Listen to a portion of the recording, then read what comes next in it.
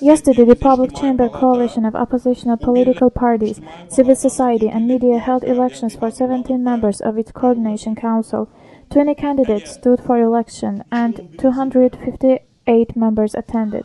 Musavat Party leader Isa Gambar praised the work of the Public Chamber and called it an alternative power, but mentioned the Public Chamber's failure to force the government to hold a return of the 2010 parliamentary elections. He said that in 2012, the Public Chamber will expand its activities and focus on achieving the resignation of current President Ilham Aliyev. However, it will no longer seek to build a dialogue with the government. We offered to have dialogue with the government and even presented documents. We presented a roadmap for smooth transition to democracy, but the government didn't pay attention to us. Perhaps we should speak rudely with the government, said Isa Gambar. During the voting, participants continued to discuss socio-political situation.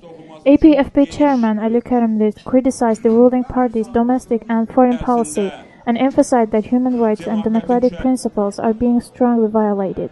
They also spoke about the lack of progress on solving the murder of Rafik Taga and the continued imprisonment of prisoners of conscience. Other speakers called the ruling party to hold fundamental reforms in order to prevent devastating protests. The session adopted two statements. One called for the release of prisoners of conscience arrested during the March and April protests, and the second statement called on people active on social networking sites to respect the opinions of others. The second statement is a response to the heated exchanges on social networking sites regarding the death and legacy of writer Rafik Taga, exchanges the Public Chamber says have been incited by the government.